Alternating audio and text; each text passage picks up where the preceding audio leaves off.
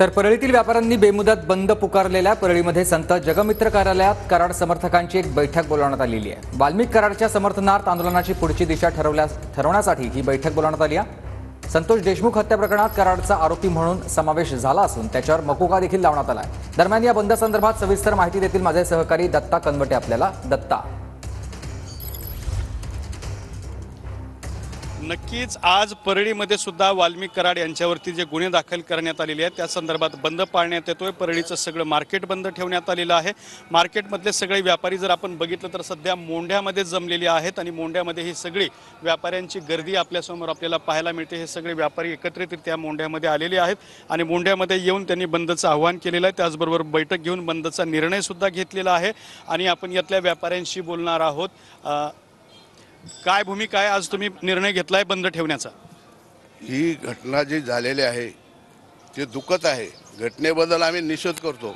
विनाकारण जे पुढील दिशा जे चढवली आहे, विनाकारण जे चालू आहे, उठलं सुटलं टीव्हीचं बटन दाबो किंवा मोबाईलचं दाबो, उठलं की परळी परळी परळी प्रत्येक वेळेस परळी काय करते जेव्हा विनाकारण कशामुळं का बदनाम कर? आमच्या इथे धंदे चालत नाहीत, विनाकारण चालू आहे काय? आज काही आमचं म्हणणं आहे की बा आरोपी जे अटक झालेत आणखी राहिल्या त्याला अटक करा, त्याला शिक्षा होईल, शिक्षा करा, फाशी करा। आमचं म्हणणं काही नाही।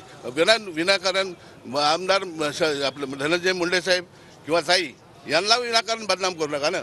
तुमचं पोटसोड ह्याच्यासाठीच उठतंय की तुम्हाला मिळालं नाही काही म्हणून तुम्ही ते तुमचं हे चालू आहे। वाल्मिक कराड यांच्या समर्थनार्थ हा तुमचा बंद आहे का बदनामीच्या विरोध? दोन्ही पण तुमचं काय मत? आमचं म्हणणं हे आहे की परळीची जे तुम्ही बाहेरून बदनामी करीत आहात ते व्हायला नाही पाहिजे आणि आम्ही आमचे व्यापारी सुखासमाधानानं जगत आहोत, पण या महिन्यात आमच्या सुखावर विरजण पडत आहे। तरी बाहेरच्या लोकांना ते जे काय कायद्यानं होईल ते कायदा करीत आहे। तुम्ही फक्त परळीची बदनामी करू नका आणि आमच्या व्यापाऱ्याला सगळ्याला सुखानं खाऊ द्या। तुम्हाला काय वाटतं? हे जे व्यापाऱ्याबद्दल जे चालू आहे हे महिनाभरपासून चालू आहे, त्यामुळे आम्हाला व्यापार करण्यामध्ये खूप कठीण होतं आहे। हे जे चर्चा चालू आहे थोडी कुठेतरी ह्याला स्टॉप व्हावं, हे थांबावं असं त्यांना वाटतंय। आणखीन एक व्यापारी आहेत। हा सगळं मार्केट बंद आहे का आज? संपूर्ण मार्केट आज बंद आहे आणि कालही बंद होतं आणि इथनं पुढं काय दिशा ठरेल ते आम्ही ठरवू। कधी असणार आहे तुमची बैठक त्यासाठी आणि काय निर्णय? त्या संदर्भात आम्ही दुपारी 12च्या नंतर बैठक घेणार।